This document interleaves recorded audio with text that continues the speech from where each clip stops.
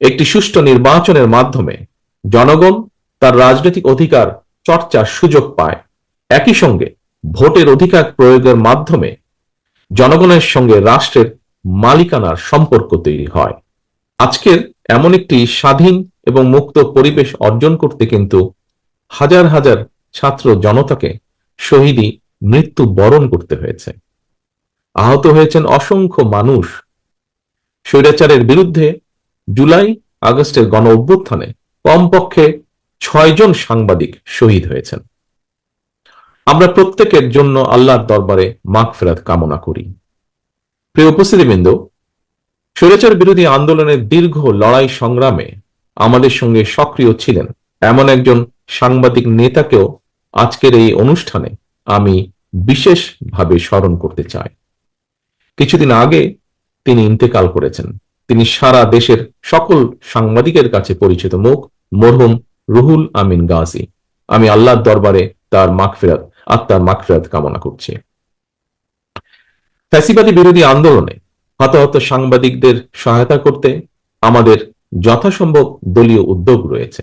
হতাহত সাংবাদিক এবং তাদের পরিবারকে সহায়তা করতে বিশেষ উদ্যোগ গ্রহণের জন্য আমি বর্তমান অন্তর্বর্তীকালীন সরকারের প্রতিও আহ্বান জানাই। একই সঙ্গে স্বৈরাচারী শাসন আমলে রাজনৈতিক কারণে যেসব সাংবাদিক চাকরি হারিয়েছেন কিংবা দীর্ঘদিন থেকে বেকার রয়েছেন, তাদেরকেও সাধ্যমতন চাকরি দেওয়ার জন্য আমি বিভিন্ন সংবাদপত্রের ব্যবস্থাপনা কর্তৃপক্ষের প্রতি আহ্বান জানাই। প্রিয় সাংবাদিক বন্ধুগণ, লেখক, সাংবাদিক, বুদ্ধিজীবীগণ একটি রাষ্ট্র ও সমাজের অন্তর্নিহিত শক্তি।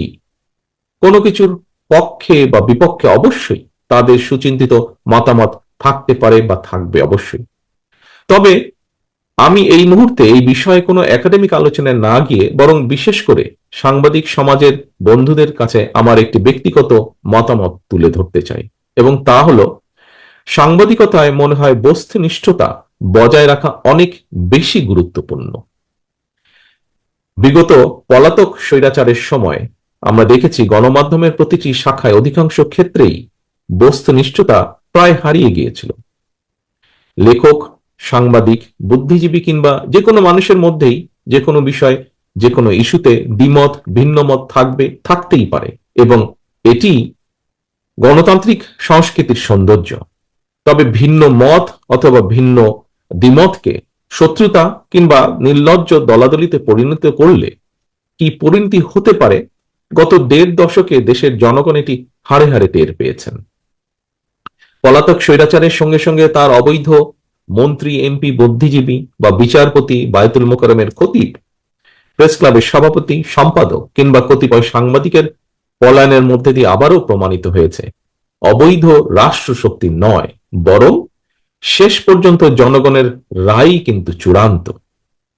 প্রিয় উপস্থিতিবৃন্দ, 1975 সালের 7ই নভেম্বরের আগের স্বাধীনতা উত্তর বাংলাদেশ কিংবা 2024 সালের 5ই আগস্টের আগে 1.5 দশকের বাংলাদেশের বাংলাদেশ বর্তমান প্রজন্মকে দেখিয়ে দিয়েছে যে আওয়ামী লীগ স্বাধীনতা একসাথে যায় না। আওয়ামী লীগ আর গণতন্ত্র একে অপরের শত্রু। অপরদিকে বিএনপির কাছে গণতন্ত্র, বাক, ব্যক্তি আর স্বাধীনতা, সংবাদপত্রের স্বাধীনতা নিরাপদ। প্রিয় সাংবাদিক বন্ধুগণ, বিতাড়িত স্বৈরাচারের পলায়নের পর গণতান্ত্রিকামী জনগণের আকাঙ্ক্ষা পূরণে এক বিশাল দায়িত্ব নিয়ে আজকের অন্তর্বর্তীকালীন সরকারের যাত্রা শুরু হয়েছে। তবে গণতন্ত্রের পক্ষে সকল শক্তি এবং সাংবাদিক সমাজকে সতর্ক থাকা দরকার। আমাদের গণতন্ত্র প্রতিষ্ঠার যে চলমান যাত্রা বাধাগ্রস্ত করতে কিন্তু এরই ভিতরে নানা রকম ষড়যন্ত্র শুরু হয়েছে, যা এর ভিতরেই অনেক বক্তা তাদের বক্তব্য এরই ভিতরে তুলে ধরেছেন। বিতাড়িত স্বৈরাচার এবং তাদের দোসর চক্র নানা কৌশলে আবারও মাথাচাড়া দিয়ে ওঠার অপচেষ্টা শুরু করেছে।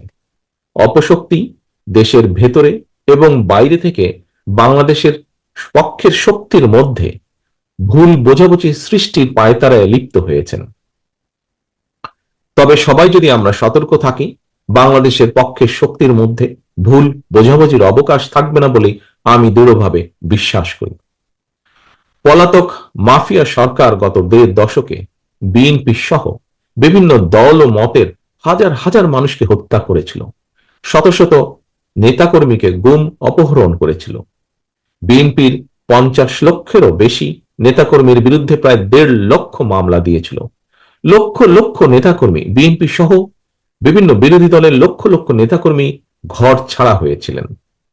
অকারণেই, বিনা কারণে, বিনা অপরাধে mother of democracy Begum Khaleda জিয়াকে ৫ বছরও বেশি সময় কারাবন্দী করে রাখা হয়েছিল।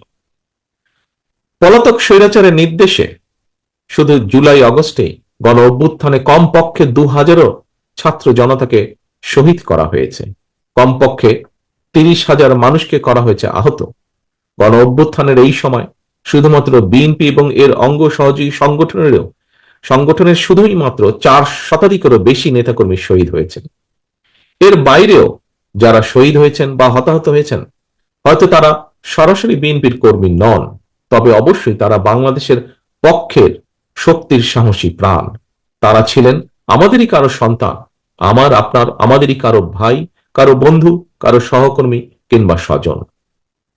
এমন হাজারো হতাহত ছাত্র জনতার আত্মত্যাগের বন্ধনে বাংলাদেশের পক্ষের শক্তির মধ্যে জাতীয় ঐক্য গড়ে উঠেছে। সুতরাং আমরা যারা বেঁচে আছি, শহীদদের আকাঙ্ক্ষার একটি গণতান্ত্রিক, মানবিক, বৈষম্যহীন বাংলাদেশ প্রতিষ্ঠার মাধ্যমে শহীদদের রক্তের ঋণ পরিশোধ করা আমাদের দায়িত্ব। একই সঙ্গে পলাতক স্বৈরাচার আর তার দোসররা যাতে রাজনীতিতে পুনর্বাসিত হতে না পারে, সেই ব্যবস্থা গ্রহণ করাও কিন্তু আমাদের কর্তব্য। এজন্যই যথাযথ আইনগত এবং রাজনৈতিক পদক্ষেপ নেওয়া প্রয়োজন বলে আমরা মনে করি। পলাতক মাফিয়া খুনিদের পুনর্বাসন ঠেকাতে তাদেরকে একদিকে আদালতে বিচারের মুখোমুখি করা প্রয়োজন, অপরদিকে তাদেরকে অবশ্যই জনগণের আদালতের রাজনৈতিক বিচারে প্রত্যাখ্যাত হওয়ার পরিস্থিতিতেও ফেলতে হবে। যদি এই দুয়ের সমন্বয় ঘটাতে পারি আমি দৃঢ়ভাবে বিশ্বাস করি, গণবিরোধী বিতাড়িত অপশক্তি বাংলাদেশের রাজনীতিতে আর মাথা তুলে দাঁড়াতে সক্ষম হবে না। খুনি, লুটেরা, মাফিয়া এবং স্বৈরাচারী রাজনৈতিক অপশক্তিকে বাংলাদেশের রাজনীতিতে অপ্রাসঙ্গিক করে দিতে হলে জনগণের রাজনৈতিক ক্ষমতায়ন প্রয়োজন। ভোটের অধিকার প্রয়োগের সুযোগ পেলেই জনগণ তাদের রাজনৈতিক ক্ষমতা প্রয়োগ করে গণহত্যাকারী, খুনি, লুটেরা, পলাতক স্বৈরাচার এবং তাদের দোসরদেরকে রাজনীতির মাঠ থেকে বিদায় করে দিতে সক্ষম হবে। এ কারণেই বিএনপি মনে করে সংস্কার কার্যক্রমের পাশাপাশি একটি যৌক্তিক সময়ের মধ্যে অবাধ, সুষ্ঠু, নিরপেক্ষ নির্বাচন অনুষ্ঠান অবশ্যই প্রয়োজন। প্রিয় সাংবাদিক বন্ধুগণ, একটি নির্বাচনের জন্যই গণ অভ্যুত্থান হয়নি, এটি যেমন এক ধরনের বাস্তবতা, অপরদিকে আরেকটি নির্মম বাস্তবতা ছিল জনগণকে রাজনৈতিকভাবে ক্ষমতাহীন রেখে নির্বাচন ছাড়াই বারবার সরকার গঠনের মধ্য দিয়ে পলাতক স্বৈরাচার দেশে ফ্যাসিবাদী শাসন কায়েম করতে সক্ষম হয়েছিল। জনগণকে তাদের সকল রাজনৈতিক ও ন্যায্য অধিকার থেকে করা হয়েছিল বঞ্চিত। এ কারণে গণতান্ত্রিক রাজনৈতিক চর্চায় জনগণের অধিকার প্রতিষ্ঠার জন্যই নির্বাচন অবশ্যই একটি মুখ্য বিষয়।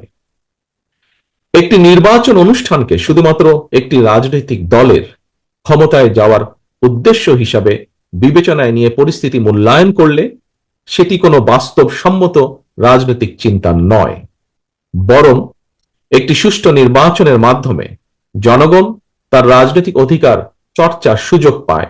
একই সঙ্গে ভোটের অধিকার প্রয়োগের মাধ্যমে জনগণের সঙ্গে রাষ্ট্রের মালিকানার সম্পর্ক তৈরি হয়। স্বৈরাচার বা ফ্যাসিবাদের কবল থেকে রাষ্ট্র ও সরকারকে মুক্ত রাখতে হলে অবশ্যই নাগরিককে রাজনৈতিকভাবে ক্ষমতাশালী রাখা অত্যন্ত জরুরি। রাষ্ট্রের রাজনৈতিক বন্দোবস্ত এমন হওয়া প্রয়োজন যেখানে ইউনিয়ন পরিষদ থেকে জাতীয় সংসদ নাগরিকদের প্রত্যক্ষ ভোট ছাড়া একজন ব্যক্তি কোথাও কোনোভাবেই জনপ্রতিনিধি নির্বাচিত হতে সক্ষম হবেন না। এভাবেই সর্বস্তরে ভোটের মাধ্যমে জনপ্রতিনিধি নির্বাচন চর্চার মাধ্যমে রাষ্ট্র এবং সমাজে জনগণের রাজনৈতিক ক্ষমতায়ন নিশ্চিত হবে। রাষ্ট্রে জনগণের রাজনৈতিক ক্ষমতায়ন নিশ্চিত থাকলেই কোন ক্ষমতাসীন সরকারই ভোট ছাড়া রাষ্ট্র ক্ষমতা দখলে রাখার ফ্যাসিবাদী মানসিকতা তৈরি হওয়া থেকে দূরে থাকবে। ক্ষমতাসীনদেরকে জনগণের কাছে যত বেশি দায়বদ্ধ থাকা এবং দায়বদ্ধ রাখা যাবে, দেশের রাজনৈতিক সংস্কৃতিও তত বেশি সমৃদ্ধ, শক্তিশালী এবং কার্যকর থাকবে। একটি জবাবদিহিমূলক গণতান্ত্রিক সরকারে জনগণ এবং নাগরিকের মধ্যে সেতু বন্ধন হচ্ছে সংসদ। নাগরিকদের কাছে জবাবদিহিতার নিশ্চিত করার একমাত্র উপায়। প্রিয় সাংবাদিক বন্ধুগণ, রাষ্ট্রপতি, প্রধানমন্ত্রী কিংবা রাজনৈতিক নেতা, শ্রমজীবী, কর্মজীবী অথবা চাকরিজীবী, বেকার কিংবা উদ্যোক্তা, বাড়িওয়ালা কিংবা ভাড়াটিয়া, মুসলমান কিংবা হিন্দু, প্রতিটি নাগরিকের জন্যই আমাদের সংবিধানে একটি বৈষম্যহীন অধিকার রয়েছে। এবং কি সেটি হলো ভোটের অধিকার। যদিও বৈষম্যহীন সেই ভোটের অধিকার প্রয়োগের কোনো নিশ্চয়তা নেই, আমার কাছে মনে হয় বৈষম্যহীন বাংলাদেশ গড়তে প্রতিটি নাগরিকের একটি বৈষম্যহীন অধিকার প্রয়োগে অধিকার নিশ্চিত থাকা অত্যন্ত জরুরি। প্রতিটি নাগরিকের জীবনে একমাত্র বৈষম্যহীন অধিকার তথা ভোটের অধিকার প্রয়োগের মাধ্যমেই নাগরিকেরা যার যার পছন্দের প্রতিনিধি নির্বাচন কিংবা অপছন্দের প্রতিনিধিকে প্রত্যাখ্যান করার সুযোগ তৈরি হবে। অন্তর্বর্তীকালীন সরকার ইতিমধ্যেই নির্বাচন কমিশন পুনর্গঠন করেছে। জনগণের ভোটের নির্বাচিত প্রতিনিধিদের দ্বারা একটি জনপ্রতিনিধিশীল সংসদ ও সরকার গঠনের লক্ষ্যে এটি একটি গুরুত্বপূর্ণ ধাপ বলে আমরা মনে করি। প্রিয় সাংবাদিক বন্ধুগণ, রাষ্ট্র, সরকার এবং রাজনীতির বিদ্যমান অবস্থা ব্যবস্থা সংস্কারের লক্ষ্যে 2022 সালে বিএনপি প্রথম 27 দফা সংস্কার প্রস্তাব উপস্থাপন করেছিল। পরবর্তী সময়ে বাংলাদেশের পক্ষের গণতান্ত্রিক রাজনৈতিক দলগুলোর সঙ্গে মত বিনিময় শেষে 2023 সালে 31 দফা সংস্কার উপস্থাপন করেছে বিএনপি। বিএনপির উপস্থাপিত সংস্কার প্রস্তাবে গণমাধ্যমের স্বাধীনতা নিশ্চিত করার লক্ষ্যে সুপ্রিম কোর্টের সাবেক বিচারপতি, অভিজ্ঞ মিডিয়া ব্যক্তিদের নিয়ে একটি মিডিয়া কমিশন গঠনের কথা বলা হয়েছে। আপনারা দেখেছেন বর্তমান অন্তর্বর্তীকালীন সরকারও গণমাধ্যমে সংস্কার কমিশন গঠন করেছে। সুতরাং সংস্কার কার্যক্রম নিয়ে অন্তর্বর্তীকালীন সরকারের সঙ্গে বিএনপির কোনো বিরোধ নেই।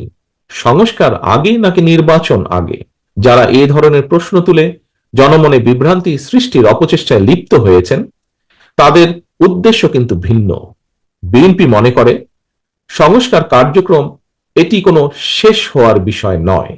একজন সংস্কার কার্যক্রম শুরু করলে আরেকজন প্রয়োজনীয় সংস্কার এগিয়ে নিয়ে যায়, কারণ সংস্কার একটি চলমান প্রক্রিয়া। তবে সরকারে কিংবা সরকারের বাইরে আমাদের প্রত্যেকের মনে রাখা দরকার, গণতান্ত্রিক রাজনৈতিক সংস্কৃতির গুণগত উত্তরণ ছাড়া পুঁথিগত সংস্কার অনেকটাই অকার্যকর। সংস্কার কার্যক্রমকে কার্যকর করতে চাইলে সবার আগে জনগণের নিত্য দিনের দুর্দশা লাঘবের ব্যবস্থা করা দরকার। জনগণের নিত্য প্রয়োজনীয় সরবরাহ নিশ্চিত করা না গেলে সংস্কার কার্যক্রমের কাঙ্ক্ষিত সুফল পাওয়া যাবে না। প্রিয় সাংবাদিক বন্ধুগণ, আমরা এমন একটি রাষ্ট্র ও সমাজ বিনির্মাণের লক্ষ্যে কাজ করছি যেখানে সাগররুণীদের বিচারের ব্যাপারে রাষ্ট্র উদাসীন থাকবে না। নিশ্চিত থাকবে মানুষের বাক ও ব্যক্তি স্বাধীনতা। এ লক্ষ্য অর্জনে আপনাদের সকলের সহযোগিতা চাই। পরিশেষে ঢাকা সাংবাদিক ইউনিয়নের সম্মেলনের সফলতা কামনা করে এবং আমাকে এখানে আমন্ত্রণ জানানোর জন্য আপনাদের সকলকে আন্তরিকভাবে ধন্যবাদ দিয়ে আমার বক্তব্য শেষ করছি। আল্লাহ হাফেজ। বাংলাদেশ জিন্দাবাদ। বাংলাদেশ জাতীয়তাবাদী দল জিন্দাবাদ।